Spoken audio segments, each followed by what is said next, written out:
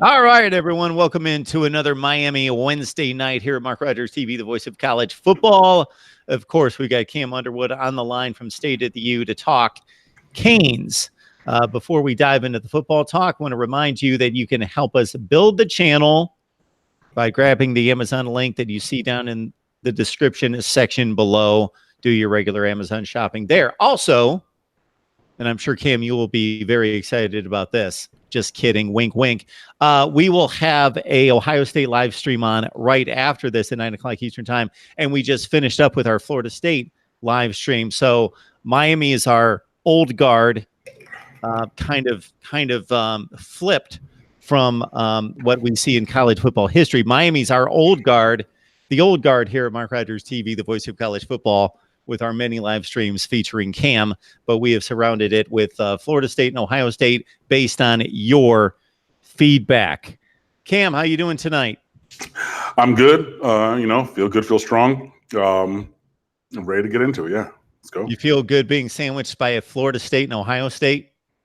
I mean, those are two terrible, terrible programs. I have no idea why you keep mentioning both of them on our hour here together. But hey, it's fine. No worries. I'm sorry. I wasted about 12 seconds doing that. I took it away from our 60 minutes. No, it's all good. All right. I'm going to bring up another one of your the programs that are nearest and dearest to your heart, the Florida Gators. Would you consider this to be the biggest opener for Miami football since, I know LSU was really big last year, but considering the rivalry, the recruiting footprint, all of that, plus trying to come back from 7-6, all those factors that come into play, in Florida having a bounce back season last year, all that coming into play, playing all by your lonesome for the entire nation to see week 0, all of that put together, the biggest opener since when? It's a big one. I mean, if you're going to look past the LSU game last year, I would have to go back and say whenever that was that we opened against Florida State those few years in like the 08, 09, 10, somewhere in there time. Just because obviously, Miami and Florida State, that is a rivalry, but also a conference game, which is obviously massive for both teams, excuse me. If you're going to discount LSU, which I know is another SEC program, a legacy program, a premier program, and things of that nature, I would say, ever since we opened against those years against Florida State, this would have to be the biggest since then. And we're just we're working downhill towards that as I go over to stateoftheu.com right now. Because I read the site too, because we have a bunch of great writers and I think that you should be reading it. We are 86 days today from kickoff. So we are doing our 100 greatest plays in Canes history, and I just looked at the countdown piece. So if you've missed any of those 14 pieces so far in our countdown, then you should be going and checking those out. But so we're 86 days away, just under 3 months time. And I mean, it's a huge game. It's a big game. And again, it's the biggest opener for Miami, if you're not counting last year, which was a big game as well, since we opened against Florida State a couple of years. Auburn football, RCH Fletcher, Damian Carter, on and on and on. Norman Franklin, we appreciate you jumping on the line here very early in the live stream here. JT Sounds is asking, hey, Cam, do you think we have a chance with Mincy/Walker? Consider the need and PT at the offensive tackle position. Got you. That's a recruiting question, and I'll translate that for those who don't know. That is asking about Gerald Mincy from Cardinal Gibbons High School, and that's also asking about Isaiah Walker from Miami Norland High School. So I'll evaluate them, or I'll answer those separately because it's two different people. Number one, yes, there is a chance with both of those guys because they are local tackles. They're local players, and Miami has been connected to both of them. So there is a chance there. Gerald Mincy was committed to Kentucky, I believe, or was about to commit to Kentucky, and then he decommitted. Again, he goes to Cardinal Gibbons. Miami's been recruiting guys like Chris Bogle last year who ended up going to Florida from Cardinal Gibbons. So there's that. I haven't really checked up. Well, actually, I'm writing this month's class breakdown right now, and I haven't gotten to the offensive line to really dig into that. But I know that Miami is pursuing him and is turned up the heat, which is part of the reason why he decommitted, I believe. So there is a chance there. Isaiah Walker is a 4-star player. He's the more heralded of those two at offensive tackle. Sorry, there's a moth behind me. Anyways, sorry. I'll worry about the moth later. Showing those reflexes. Yeah, I'm trying to get it, but whatever. So Isaiah Walker is a 4-star player. He goes to Miami Norland Senior High School, which is literal walking distance away from Hard Rock Stadium. It's right down 199th Avenue, 199th Street, and then you take a right when you go east a little bit from the stadium. But it's literal walking distance from there. He is currently committed to South Carolina, but teams all over the country, including Miami and Florida State and Georgia and all kinds of other teams are now trying to turn up the heat on him. So is there a chance? Yes. Isaiah Walker's been to campus. He's supposedly going to visit again, even though, he is still committed to South Carolina. But for both of these players, but especially for Walker, there is heavy competition. So yes, there's a chance with both. Yes, we have a need for tackles. Yes, we have playing time by the bushel load to give to tackles. So they are on the board, and Miami is pursuing both of them, but they're also pursuing other players as well. So a chance, yes. How much of a chance remains to be seen. So Mr. HD, Cam, is saying we need Isaiah Walker. Yeah, that's the guy from Norland that was just talking about, Isaiah Walker Jr., yeah. Mm-hmm. Who, incidentally, for his spring practice, I don't know if it was a scrimmage, but he wore the stick, the number 1 jersey, the wide receiver, the number 1. So there's pictures on recruiting sites on his profiles of him wearing the number 1 jersey, and he put it up on Twitter, and he was like, oh, yeah, got the stick. I'm going to wear the stick. We'd be like, bro, you're not going to wear the stick. Like, nobody's going to give you the number 1 jersey. But lo and behold, he was wearing number 1 for a scrimmage. So, yeah, I mean, obviously he's a very talented guy and would be a huge, huge, huge get for Miami. But, again, there are multiple guys on the board. There's multiple guys that we're going after. And Isaiah Walker Jr. has to be towards the top of that list.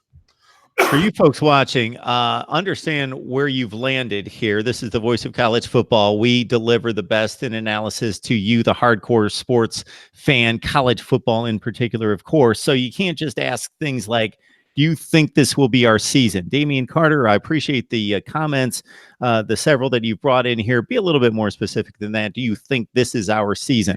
We're not going to go there. We're going to follow up with another recruiting question coming out of Mr. HD, because he follows up with Isaiah Walker wanting Jalen Rivers as well. Oh, yeah. I mean, excuse me. Jalen Rivers from Oakleaf High School outside of Jacksonville. That's where Shaq Quarterman once starred in high school. Yeah, he's a big kid. He's 6'6", 331. He's a 4-star recruit. He was for a very long time. He was a package deal, openly a package deal with his good friend and godbrother. That's Chance Williams, who's a 4-star defensive end out of obviously the same high school. The fact of them being a package deal has seemed to disintegrate recently. All the intel that's out there is that Miami's trending up for Rivers, but nothing is done yet. So, I mean, if you add an Isaiah Walker Jr., who's like 6'4", 285 or 300 pounds, with Jalen Rivers, who's 6'6", 331, and that's verified at the opening measurements this year, this spring. That's what he measured and weighed in at. That's going a real long way towards helping address the offensive tackle position. But yeah, both of those guys are blue chip guys. They're 4-star guys. They're top, 200-ish recruits in this class, if not even higher. So they have a very high caliber. Obviously, Rivers going up against Williams, who again is his teammate and godbrother, who's an awesome defensive end. Iron sharpens iron. You know what I mean? So like that's going to make him better. That's like, again, everybody knows I used to work at Miramar High School. I worked at Miramar High School when Tracy Howard was there. I would see him go in practice every day as hard as possible against his best friend, Malcolm Lewis. 4-star wide receiver, 5-star cornerback, iron sharpening iron. Like they would stay after practice. They would have coaches. They would have other people throw, routes to them and things like that. And that helped both players get better. So oh my God, I'm sorry. I have all this stuff going on. Sorry. Mute. There we go. If you need to take care of business. No, it was a random group chat, but I thought I had muted it. Sorry. Anyways, but Rivers and Williams are so good that them working against each other are going to make each better. And we're probably not going to get Chance Williams. So that's fine. It's not fine. There's other guys at defensive end, but if we're not going to get him, then you're going to get Rivers, hopefully, who's also going to be better by working against the guy who's going to go to probably Florida or Florida State, like a top end Power 5 program. So yes, Isaiah Walker Jr. and Jalen Rivers are both at the top of the board for offensive tackle. And Miami is doing everything they can to be in a good position. And I'm, reading and hearing that they're in a good position. However, there's still a long time. There's still a long ways to go. And other guys on the board as well, even other 4-star guys who are not necessarily from Florida. There's other guys from around, because obviously Miami's trying to find the answers wherever they can find them. So if not necessarily these guys, and this is why years ago, actually last year, before I wrote the recruiting rules, or while I was writing that, I also asked the collective that I spoke to of recruiting analysts to weigh in about must-get recruits. And this is why I don't believe there's such thing as a must-get recruit, because if I don't get a Jalen Rivers, but I get I forget his first name, but Carmody, who's a 4-star offensive tackle from Pennsylvania, who's 6'6", 285, played tight end and on the basketball team, and has an athletic build to build out, and he's a 4-star guy.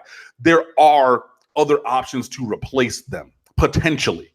Obviously, Miami needs to close on them in a way that Miami is not in recent years. But yes, starting right now on May the 29th, well, not starting on May the 29th, but as I answer this today, both Rivers and Walker are at the top of the board. Hopefully they come. I would like that both. But if they don't, there are other options out there. So I know that you're asking about specific names, and I answered about those specific names, but there's also other names out there and guys who could pop up later on through cycles. And if you don't think the guys pop up later on through cycles, well, maybe you haven't been following recruiting recently. I'm going to name you a couple guys on the roster who popped up in the later part of recruiting cycles. Zion Nelson. Yeah, he was a 2-star, ended up, whatever. He's a guy. Jeff Thomas. All-American. He's a guy who later. Jaron Williams, after that cycle had started. You know what I mean? Tate Martell, transfer, but fine. Even if you want to go through, there are guys. Trajan Bandy, cornerback 1. He's a guy who Miami knew and was like, no, because Al Golden said he was too small, whatever. And then we're like, well, Mark Richt was like, yo, come on through. But there's even guys who are starting level players on this team who were not necessarily the number 1 recruit or when the cycle started a year and a half in advance, but things can still develop. So yes, Walker and Rivers, I want them. But if not them, there's guys on the board, and there's other guys who might not necessarily be on the board who could work their way on there between, their interest or Miami's or whatever moving forward. Cam, I know you played baseball. As you were swatting at the moth, I'm wondering whether you could hit the breaking ball. I could not hit the breaking ball. I was that was many of us. No, not at all. That's many of us. I was a pitcher mostly, but I was black and fast. And I went to a white private school, so when I got there, they made me play outfield, and I was like, if it's not a fastball or maybe a hanging changeup, no, not going to be good. So I was the courtesy runner for the catcher a lot, and things like that. And eventually, I played right field because I had a decent arm. But no, the curveball that was where the road diverged in the Yellowwood, and I would routinely go back to the bench on that one. Hey, Cam, as soon as you bring up the name Zion Nelson, explain this to me, because for an offensive lineman to make a splash in camp, typically it's because he's a big recruit. He's got the low number next to his name. He's the 4th-rated offensive tackle or the 5th-rated offensive guard or whatever. This guy's a 2-star. And typically it takes a guy like that for the fan base to know that and recognize that name, for him to actually play in games if he's not a big recruit. What did this guy do in workouts that kind of splashed on the scene? Well, first thing, he gained like 20 to 30 pounds of good muscle, because he was a very long and lean guy. He was like 6'5", 240-ish. But he's up to, actually, it was 31 pounds, because it was up to 271 that he officially weighed in at heading into the spring. So he was able to take his lively athletic build and pack on solid weight in a good way, not a bad way. So that was the first thing. And then he just went out and did the job. Even as, I broke down the film on his recruiting notebook and reading, from his local area. He went to Sumter, South Carolina high school, small town, and things like that. So he wasn't necessarily highly recruited. That's why he was a 2-star guy who was committed to Appalachian State. But if you look at his technique, it was elite. He was like 1st or 2nd team All-State. Like, he had 100-something pancake blocks. So he was productive even at being undersized. And he continued that kind of play. And even if you are solid but steady, that's going to be better than bad, which is what Miami pretty much had. And in addition, you're going to have a couple injuries on the offensive line, which is going to open the door for anybody. The staff is new, so they don't have necessarily this carryover. So it was like a perfect storm. Like nobody has a defined role coming back. I've talked about that. Navon Donaldson and Delon Scaife probably are going to start, but they're probably going to be in different positions than last year. So they're new starters as well. So there's obviously an open position to be had. There's physical development. There's a foundation of technique and things like that. And like, if you just, excuse my language, if you bust your ass, sometimes I hustle hard. Like, maybe there is that effort over production right now and it spins forward. So all these things kind of spun together and, all of the reports and everything, even the coaches were talking about consistency, and that's where he was. So I'm not going to say that Zion Nelson is a shoo-in for left tackle. He's not. John Campbell had an injury. He's now healthy.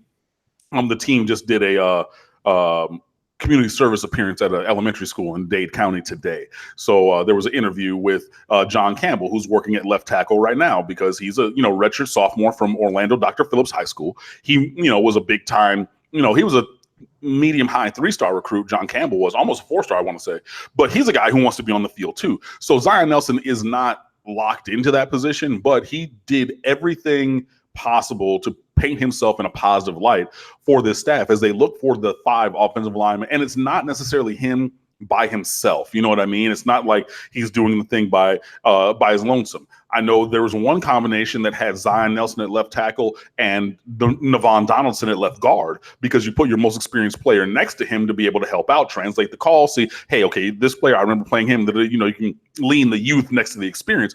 That might be a thing that could work because, yeah, you might not want to put 2 true freshmen over there. But by all accounts and all intents and purposes, Zion Nelson did very well by himself to represent himself, I should say, to the staff moving forward. So it is, while I thought it was crazy, and I think in his recruit notebook, I said he was going to be a 10 out of 10 red shirt. But when you add on 30-something pounds and keep your athleticism and you play with the kind of consistency and ability that he showed on his highlight film, that's the way that you make a name for yourself and start to get into that conversation to be the starting left tackle as a true freshman. Our man, JT Sounds, thank you so much for the contribution. And it's an apt reminder for everyone out there that we've got the super chat on. So the only thing I'll say there regarding the super chat is just kind of sit back, absorb, and understand the value and the contribution that Cam brings and that we bring overall here on the channel, and just respond accordingly to the super chat and the contribution that you can make here to Mark Rogers TV, the voice of college football, and to Cam's appearance here each and every week. JT Sounds is asking Cam about the Deerfield Beach 2020 wide receiver Xavier Restrepo, who is committed to Miami, and your thoughts about that commitment. Very nice. That was the wrong emphasis in Spanish. It's Restrepo. But you did well. One more time, Cam, Restrepo. I'll get it. Okay. Yeah. I've got a couple years to work on that. Yeah. I mean, well, he's coming next year, so 1 year. But yeah, Xavier Restrepo used to be at St. Thomas Aquinas. He transferred over to Deerfield Beach this offseason, and he's playing up there. Very, very talented wide receiver crew they have up there. Jawan McDougal is another kid who's up there. Bryce Gowdy, I want to say, is another kid who's there. But anyway, Restrepo he's just a kid who makes plays. And I know that he gets overlooked a little bit because, he's Hispanic and he's 5'10". But, I mean, if you look at his highlight film from St. Thomas Aquinas, kid was always open, and he catches the ball and he makes plays. He's a guy who, is more athletic than you think. And maybe that's just a little bit of bias from, if you just look at him in a jersey, you're like, oh, this kid's not like a wide receiver. He's a technician as a route runner. I mean, he's a perfect slot guy. He's that Wes Welker, Braxton Berrios kind of dude who has wiggle, but more athleticism than you think, and he's going to catch the ball. He's good as a punt returner. He's good as a kick returner, and he's going to find a role on this team. I know he's a 3-star recruit at a premium position at wide receiver, but he's the kind of guy that Miami has overlooked for too long. He's not as fast as this guy I'm going to mention, but it's the same kind of a thing with Isaiah Joystick McKenzie back when he was at American Heritage, who wanted to come to Miami, and Miami said, no, you're too small. Now, there's a duality here that's going on, because there's a lot of people who say that they would take a South Florida 3-star over an out-of-state 5-star. You know what I mean? That going up against premium competition from either Florida or especially South Florida, even if you're a 3-star, you have a better ability to translate that forward. And Miami wants guys, or the fan base wants guys who want to beat Canes. David Wilson of the Miami Herald wrote a profile of Restrepo, where Restrepo said since he was 5 or 6 years old, this is what he wanted to do. He wanted to be a Cane. You know, if he's 18 years old, 13 years ago, that's like 05, 06. Miami wasn't good. You know what I mean? Like, we're not winning games like that. But ever since then, he was like, yo, I want to be a Hurricane. So if you got a 3-star guy who, again, you're going to say, and he played at St. Thomas Aquinas, won championships there, played big roles in big games there. He's now at Deerfield Beach, which is another 7A or 8A school, So the biggest classification in Florida, coming up from the second largest classification in the state of Florida with St. Thomas Aquinas. He's played the elite of the elite. And obviously St. Thomas plays out of town teams. They play national teams. They played Bosco with Chris Steele last year, the 5-star recruit at cornerback, and Aquinas played them. Dude, he's done it when the lights are brightest. And then I see some people who are like, I don't know. Dude, he's that 3-star that you say that you want. He fits that role at slot receiver perfectly. And he's a guy who wants to be here more than anything else. He apparently tried to commit, Xavier Restrepo, that is. He tried to commit earlier this spring, and Miami said, hey, wait a minute. Because they wanted to see him during the spring a little bit more. And then gave him the green light. And once that green light happened, then he took it. Bro, what are you waiting for? Is he going to be Andre Johnson, Michael Irvin? Probably not. But he doesn't have to be a very good player in the rotation and at a niche kind of position in slot / maybe some return. So me, myself personally, I'm a big fan of the take. I'm a fan of, again, taking those guys who want to be here, who have the ability to be here, right? If you're talking about Joe Schmo, who, you know, is not, you know, a football player or he's not a good player, he doesn't get off the bench. And I mean, look, I am not going to call this kid's name, but there was a kid. And actually, I've worked at a couple different high schools, so I'm not even going to tell you which one. But there was a kid one time who was like everybody's uniform All-American. You come out that tunnel or out of the school building to the field, and you're like, oh my God, who was that? Built like boom, boom, all this stuff. And he made 0 plays because he didn't even play on special teams. You know what I mean? So that guy who doesn't have the ability to be a Miami player, no, I don't want him, even if he wants to come to Miami. But Xavier Restrepo has a skill set, has athleticism, has the talent to play here in a given role, and I'm all for it. So we've got 101 on the line, and want to remind everyone who's just jumped on in the last few minutes, what you do is you wait for the video to process and post, which just takes a couple minutes after we'll be done here in the next 25 minutes or so. And then you can watch the full video from the beginning where I hit Cam up with question number 1. Is this Florida opener the biggest game since blank?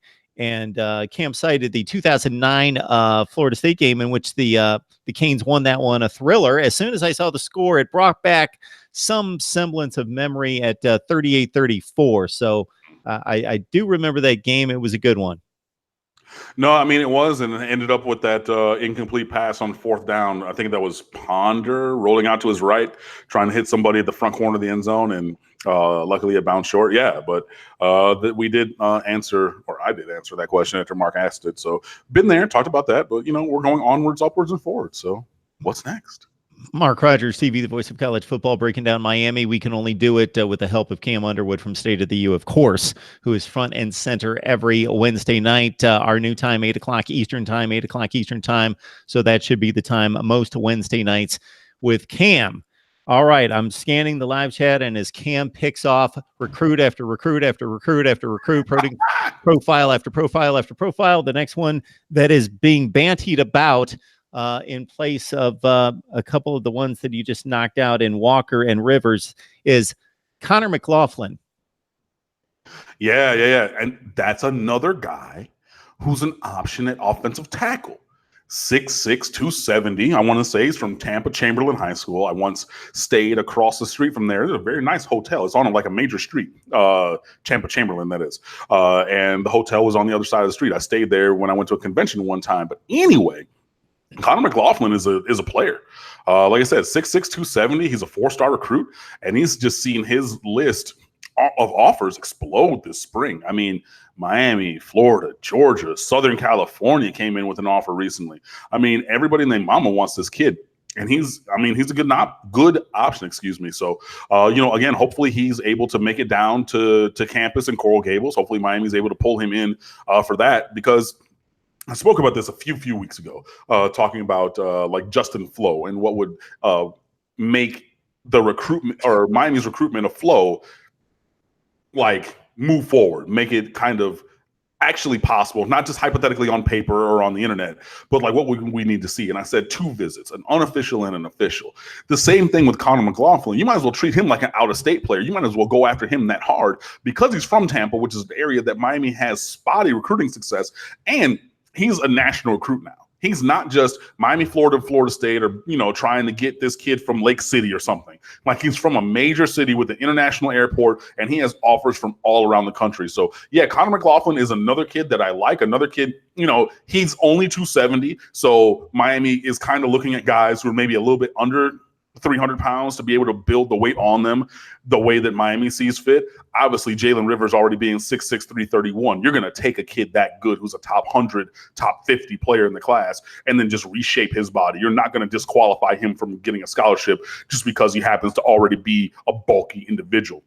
And he doesn't have a lot of bad weight. He's not like Kerry Clark, defensive tackle who went to American Heritage or something like that.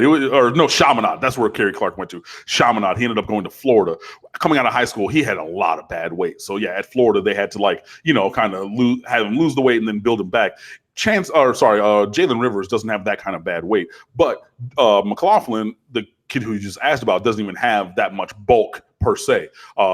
But he has a lot of skills. So, we did get Larry Hodges from over there in Tampa Jesuit this past recruiting cycle. We have had other guys. Tyreek McCord is from that area. Anthony Chickalo is from that area. Anthony Chickalo, who's still in the league playing outside linebacker. P.S. by the way, and if you remember, he was a freshman All-American when he was at 271, and then Mark D'Onofrio and Al Golden blew him up to 295 or 305 or whatever, which just wasn't his body type, but he's still in the league making money. I just wanted to take that quick aside. But there are plenty of guys who have come to Miami from the Tampa area and been successful. So hopefully, McLaughlin is another one of those guys. So those are 3 names. Again, Isaiah Walker Jr., well, actually 4. Gerald Mincey, Isaiah Walker Jr., Jalen Rivers, and Connor McLaughlin on the board at offensive tackle. So as you guys are following recruiting and you're saying, okay, what about this guy? What about this guy? All these names are out there. So if we don't get any one of those, hopefully we're closing on some of these other ones or players of a similar ilk. Where can you possibly get better Miami football talk than right here with Cam Underwood from State at the U? Please join him and the rest of the staff. And as he has outlined for us, and I have experienced myself in recent months, it's a staff there at State at the U that is vintage meaning it would have been years ago, but this is the best that's been delivered there, with some great writing and coverage of Miami athletics, especially football, with Cam and the rest of the staff there at State of the U. All right. Also, I want to point you toward a homework assignment. After you get done watching this, you go to Patreon and join Mark Rogers TV, the voice of college football community, where I'm going to be delivering 2 exclusive live streams each week, responding to your viewer comments. So get this. We had right about 6,000 viewer comments at this point year to date. Last year, 6,000. This year, we're over 36,000 comments, and I will not respond to 36,000 comments. I will respond to the best, the most illogical, the most inane, the most amusing. Yes, my reaction to your comments. That's going to be one live stream each and every week. And then also, I am going to bring on you. So whether it's 1, 2, 3, or 4 of you each and every week to talk college football with me, talk about entertainment. My goodness, you want to sign up there on Patreon at the Voice of College Football. And then, of course, every Wednesday night, bring your friends, your family, your social media acquaintances that love college football, especially Miami, and you let them know that every Wednesday night at 8 o'clock Eastern time, they can join Cam with the best analysis of Miami football that they're going to find anywhere. So basically, you listen to him here, and then you can supplement that by reading the articles with him and everyone else at State of the U. And as people bring up the Florida game, obviously, we're going to start breaking down positions to get you set for 2019. We're also going to start breaking down the game against Florida. and it's coming up soon. It's we're sitting on June, and that's going to be right at the end of August. So we will start breaking down the matchups against the Florida Gators. Kane Fam 101. This is a general question, which I usually steer clear of, but he's adamant here. Loves the show with Cam and says, what are the percentages? So I'm going to translate the odds of us beating Florida and Florida State, considering our depth, our roster against theirs, our coaching staff against theirs. Respect all the opponents, but fear none. So I do not necessarily go into any game scared. I was talking with a couple friends on Twitter today about this. If there's a team on the roster, on the schedule this year that's more talented than Miami, it's Florida, and it is by the slimmest of margins. I don't think that there is a team that is more talented. I believe that we're as talented as everyone who's on the schedule. Not talking about if we get to the ACC championship game and see Clemson. That's not on the schedule. That's something that we could eventually earn. And then obviously Miami does not have the talent level that a Clemson does. So, I mean, if you're talking about, the games, we need to see how this team goes. I think that as I sit here right now, I think that there's a better chance of beating Florida State than there is Florida. But I don't think that there is no chance that we beat Florida either. So call it 50-50 based on the Florida game if you want to. But yeah, I mean, I think that Miami is in a good spot, going here. And I know that it is optimism looking towards the future. I'm not thinking that this is going to be an undefeated season. I just don't feel that, because a lot of things have to go right to go undefeated.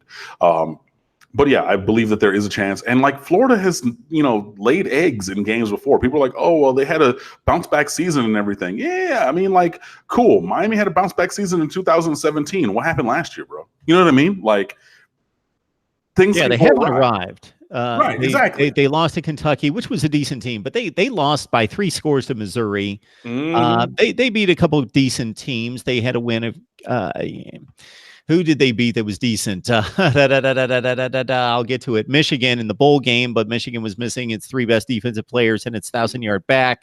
That was a bit compromised. Florida had they beat LSU. That was obviously a nice win. You're right, exactly. And that's the LSU team that beat Miami. But I don't think that it's crazy to think that Miami could beat both Florida and Florida State. I think it's a little bit crazier to think that Miami would lose to both of them, especially with the current state of Florida State, their program. But yeah, I'm not going to call it a certainty either way, but yeah, it's very possible. Charlie Clark, Falcon Erks, TC, Troy Dedon, Thomas Cook, Canes for Life. I think I've seen Canes for Life, so we'll throw you out. But the previous 4 or 5. Welcome to Mark Rogers TV, the voice of college football. I believe that you're all Miami fans. If you're not, please let me know what team you root for, because we certainly have other fan bases represented here. So, and let me know how long you've been watching. And, of course, subscribe. All right.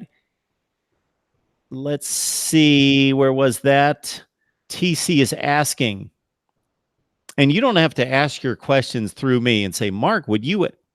You're asking Cam. Okay. Any news on summer workouts, although it's not technically summer yet, but we get the point, with Coach Freely? Yeah, he's the new strength and conditioning coach. We actually wrote a piece about this, about how he's doing an awesome job. That was, I think, last week or the week before on stateoftheu.com. So, yeah, when you see these guys, even today, when the guys were at the players, that is, were at the elementary school for their community service outing, like, you can just see the bodies changing. Like, in any time that they post a picture on social media or they're on their Snapchat or something, and there's plenty of people who their lane, their niche is like screenshotting, IG stories, and they, not to get players in trouble, but just like to put them out there, and you can see the bodies changing. So yeah, everybody is talking about the fact that, it is just a different energy around the entire program, including with the strength and conditioning coach and how great he is. And, on the piece that we wrote on State of the U, even the other coaches and, assistant directors of player personnel and things like that, they were retweeting and quote tweeting, I should say, the article and saying, "Yep, you'd like this is our dude. Like, you know, our strength and conditioning coach is awesome." And even the players were saying that, and then I quote tweeted the players saying that and said, "Hey, we just did a profile on him." So, you know, it's out there that things are going well, it seems, but obviously working out in a weight room and then looking better in shorts and t-shirts and whatnot is one thing. We need to see how that goes on the field. So don't get it twisted, because it is going well. Like, don't get it wrong. It is. But that is not emblematic of future success necessarily until we see it, you know, with pads on. 114 on the line. Please help us build the channel by grabbing the Amazon link down in the description section below and in the section below of any of the videos. Oh, me. Sorry. Yes, sir. As I know, I'm like waving my hand like I'm in class or something. I just saw right now coming down the timeline, Isaiah Walker Jr., who you asked about earlier, is taking his official visit to South Carolina this weekend, or this upcoming weekend. So the first weekend in June. And I saw that from an Auburn writer, because Auburn is also chasing after Isaiah Walker. So there's a lot going on, and obviously I think that South Carolina is trying to seal the deal now to bring him in early and be like, "Hey, we're going to lock you in, boom, like no other visits. Like, you know, let's, you know, get rid of all the rest of that." I don't know what's going to happen, but like, yeah, as Mark was doing his spiel and I clicked over to Twitter, I literally did just see that. So I wanted to share it with you guys. And when you mentioned him earlier, that solicited a number of comments from the live chat about, like, Gamecocks. Seriously? I mean, dude, if, you know, they're the first team in, you know what I mean? If like, and then you eventually get really good. I mean, think of all these guys who were committed to Kentucky and then all of a sudden opened it up. Jaron Williams, you know, Jaron Williams was committed to Kentucky, and everybody's like, okay, whatever. Like, it's this random chunky kid from Lawrenceville, Georgia, you know, same town as Trevor Lawrence, different high school. And then all of a sudden he gets really good. He's an All-American and things like that. And everybody's like, what? This high 4-star guy is committed to Kentucky. And it's like, dude, yeah, they were there early. Like, they were there from the ground up. They started with him at the bottom, and now we're here. And then these other big teams are like, hey, why don't you? I mean, that was nice. That was cute and everything. You're an option for the big boys now, so why don't you come over and mess with us? So, yeah, I mean, South Carolina is still South Carolina. I mean, that's still like a more premium program, we'll call it, than Kentucky. But I get where everybody's saying, like, huh? But, I mean, stranger things have happened. Jadeveon Clowney went to South Carolina. But Jadeveon Clowney is also from South Carolina, which is very different. True. But they play in the SEC. They win games. They go to bowl games. They're a top 25 type program. So it's not like choosing to go to an FCS school. All right.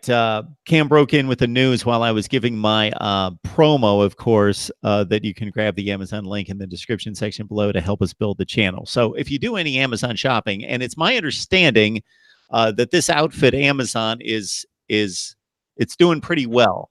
A lot of people actually get on there, and it's a website that's been frequented by some of you. So if you do your Amazon shopping, or somebody in your house does Amazon shopping, you can do it exactly the way you do it now, but just grab that link and you help us build the channel. All right, Cam, Trey Dedon on the recruiting path as well, asking about Avante Williams being a top priority, as well as Keyshawn Lawrence. Okay. Avante Williams is Lorenzo Lingard's cousin. Lorenzo Lingard, who's a Miami Hurricanes running back, 5-star recruit a couple years ago. He goes to DeLand High School outside of Orlando in the city of DeLand. He's currently committed to Oregon, but very few people think that he's actually going to go to Oregon. So, hold on. Excuse me. Thank you. Appreciate it. So all kinds of teams are chasing after Avante Williams. Miami, Florida. Obviously, he was very local to the DeLand area. And, I mean, he's on the board. He's very – I mean, his Twitter handle is slowdownboy7 because he's super ridiculous fast. And he can play. He's a top 100 player at safety. I'm sorry, top 100 player in the country, a top 10 player, I want to say, at safety. Maybe even higher than that. He might be like a top 5 player at safety nationally. So he's on the board. And, of course, with the family connection to Lorenzo Lingard, I think that Miami is going to be in the conversation. The other part of family that matters is that Avante Williams has a child, and maybe 2, I want to say. So being somewhere And that's part of the reason why people were like, dude, he's not going to go to Oregon, like all the way across the country when you have a young child or maybe 2 young children. You know what I mean? So that's why, people are thinking that he's going to come back or he's going to end up somewhere in the state of Florida. And I think that Miami is going to be in that conversation again because his family member is on the team here and we've shown him love. And Avante Williams was at one time committed to Miami. He committed on the same day as Lorenzo Lingard an hour after. A couple years ago, and then he ended up decommitting and flipping, and because that's what happens in recruiting right now. Keyshawn Lawrence is also the relative of a former Hurricane. He's a cousin of Corn Elder. He hails from Memphis, Tennessee, the Ensworth School, which is the same private school that Elder attended. Avante Williams is like 6'1" or 6 feet, 180, 185 pounds. Keyshawn Lawrence is like 6'2", 190, and while most people look at him as a cornerback, apparently Miami's recruiting him most people think he's a safety. Miami's recruiting him at corner and trying to get him back onto campus for, a visit or a couple more visits and things like that. So both of those guys are really towards the top end of the wish list. They have the ability to play here and they have the ability to be multiple in their positions between safety and slot and corner and things like that. So, Mike Rumph, obviously big cornerback. He was 6'2", 190 when he played here. Obviously his weight has changed since then. But when he was here, that's, how big he was. So when he looks at Keyshawn Lawrence, he sees somebody of a very similar build to himself. So, if that's your cornerbacks coach, then it's not crazy because I know most people are recruiting Lawrence to be safety. Where you're like, your cornerbacks coach says, hey, I'm your size and I played corner.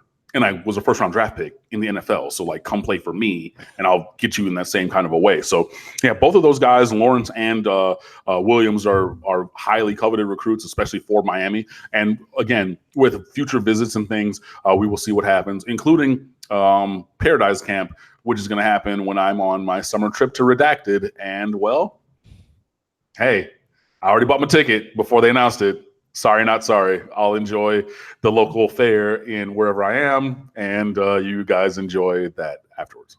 You got to vacay sometime. I mean, actually, I'm taking 2 of them this summer and maybe a third one. All right. I don't know. I mean, we'll see what happens. Well, because I got a bachelor party that's out of town for a friend of mine whose wedding I'm in. I'm not getting married, unfortunately. So we will be gallivanting elsewhere to do that. And then I already have this trip planned and everything. So, you do have to take care of yourself. And there's a lot of places on God's green earth that I want to see. And I'm going to start that list now. Nice. I love it. Yes. We can only talk so much football. We have trips to take and places to be and people to see. And I do as well. Certainly. Yes. I've got a couple coming up myself. Nice.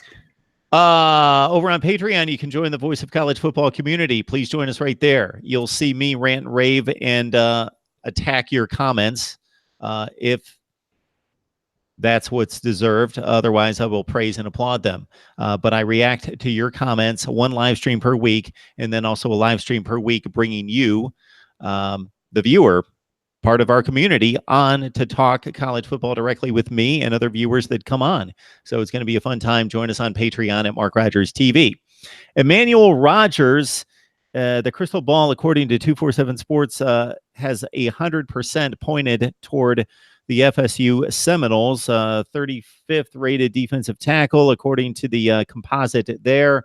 A couple people asking about him. Don't know if you're familiar with him or maybe... Okay, so I might have screwed this up. This might have been me screwing up a search because somebody just asked plain about Rogers being at Paradise Camp. And I don't think they were talking about me. Rogers. Yeah, so I looked up Rogers, Miami recruit, 247, but that's who I came up with.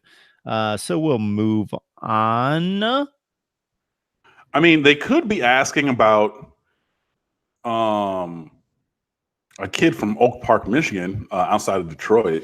But he's like a 4-star offensive guard, and he just committed to Kentucky. And it's kind of like local to him. So that was a thing that was trending. Rogers.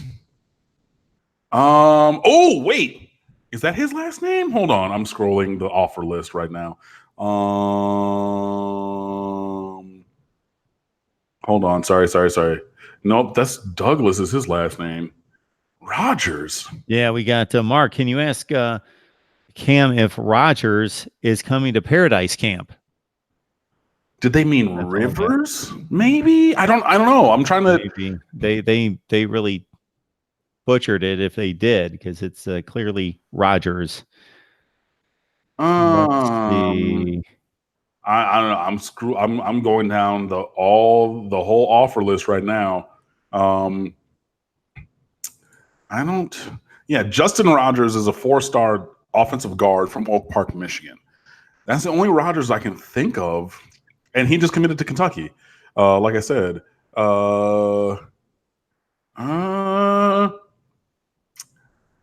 mean, if that's who you're talking about, I would lean probably not, given that he just committed elsewhere.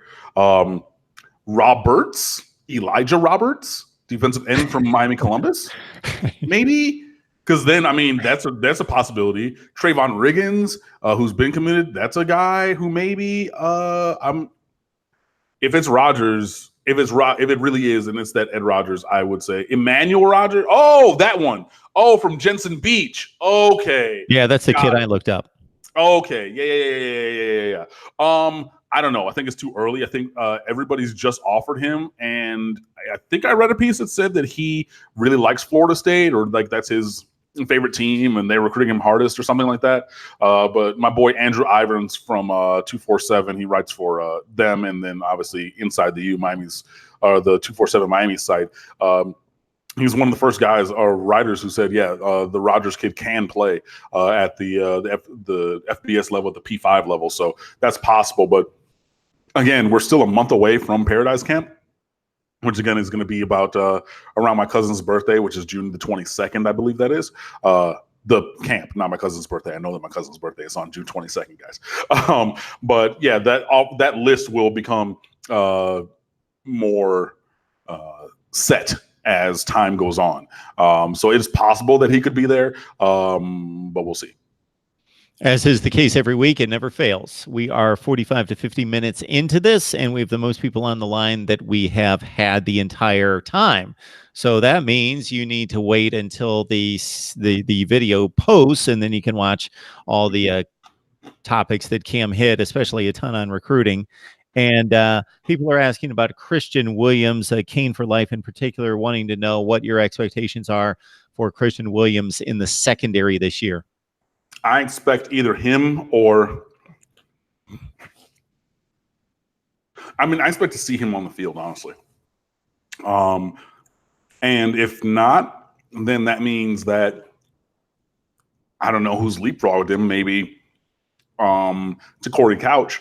But when I'm looking at the roster and I'm looking for a fourth cornerback, I see Trajan Bandy at the top. I see, in whichever order ends up being, Al Blades Jr. and DJ Ivey at 2 and 3, and then a wide open space for Christian Williams to step in.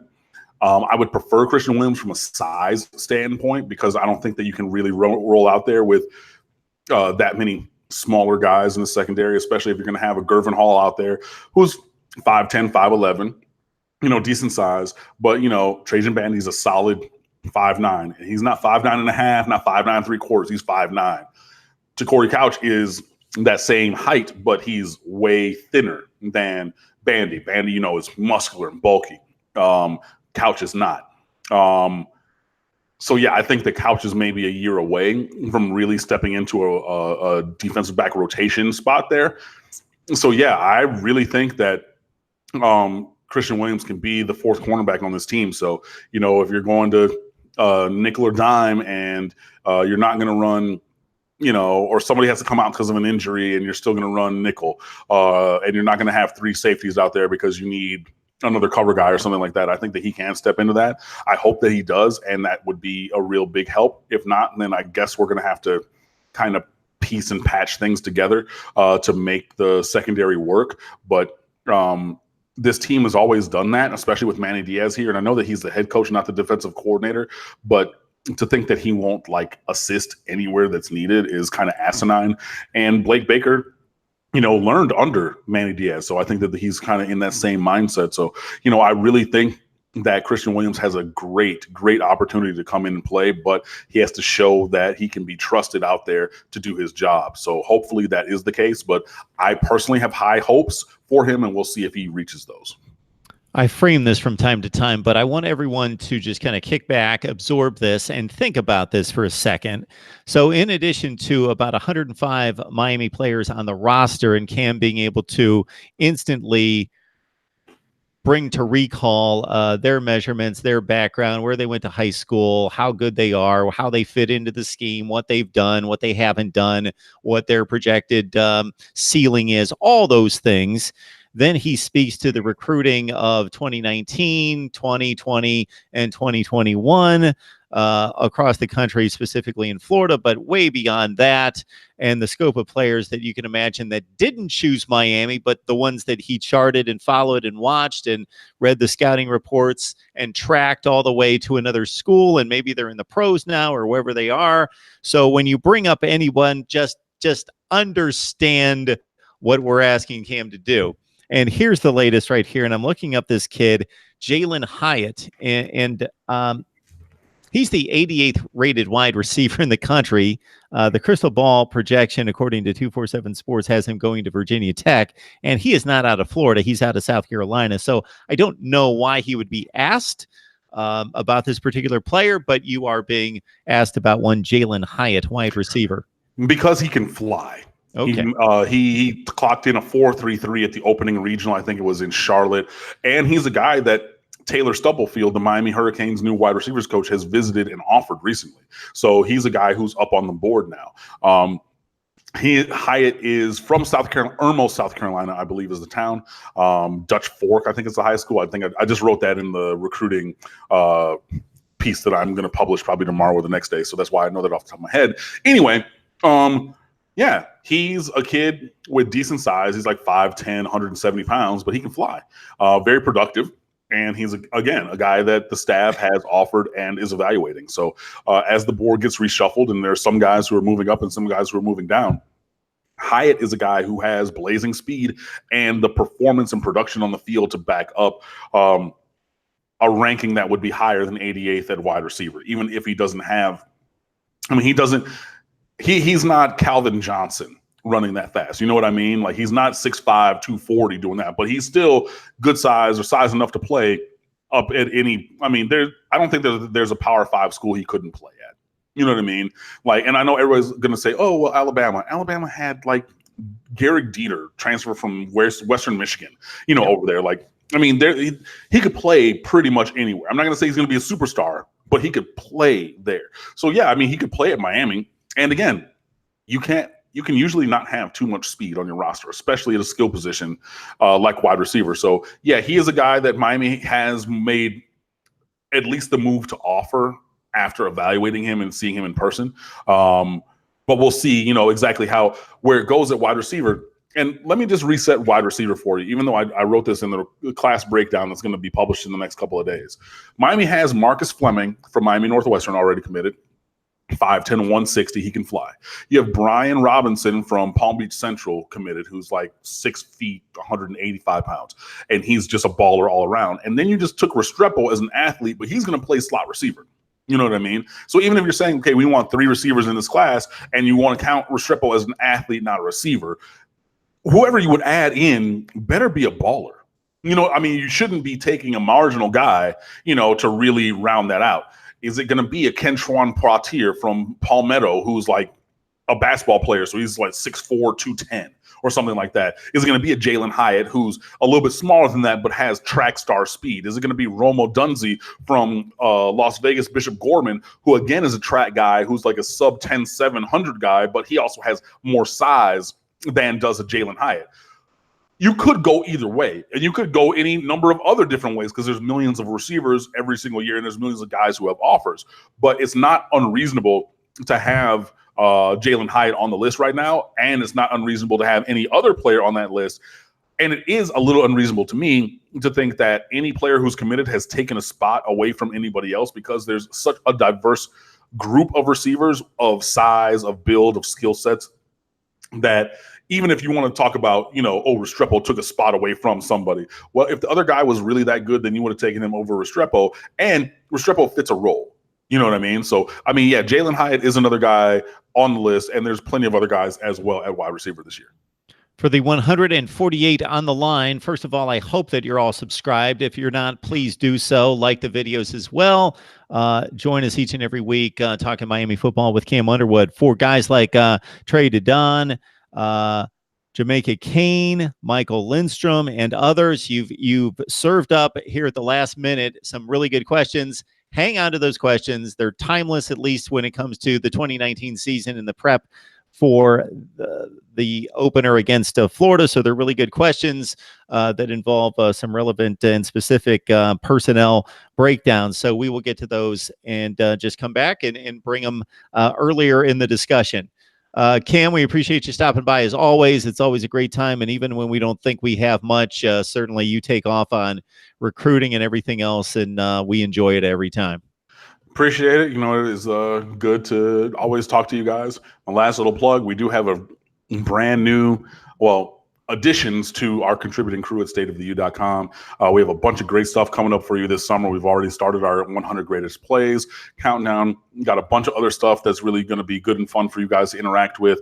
Top level commentary and analysis. We really are pushing the envelope and all kinds of different ways, and hope to have a couple even more additional things for you soon. So stateoftheu.com is the website. On Twitter, follow us at The State of the U. My Twitter is at Underwood Sports. You can follow us on Facebook.com/The State of the U as well. Come fan with us. See you guys. We've got Ohio State talk coming up in 3 minutes, so I know Cam's going to be locked into that, so you should be as well. Wrong. Nice. Come on, Cam, support the channel. I respectfully decline that offer, good sir. You and your friends talking about that team. Have a great evening. All right, Cam, we always appreciate it, man. Have a good rest of your week. We'll see you soon. No problem. See you guys.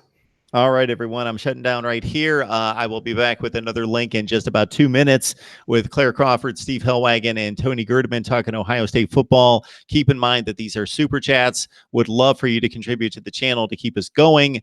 And yes, we are upgrading in a number of ways, and we also need to pay one individual in particular to keep this going. So we appreciate it. I will catch all of you very soon. Join us on Patreon. Mark Rogers TV, the voice of college football. Just look up Mark Rogers TV at Patreon, Patreon.com, patreon.com. 2 exclusive live streams each and every week involving you, the best fans in college football that join me because you are a hardcore fan. So you deserve the best. We talk the best. We are here for you. We will see you soon. Talking Buckeyes.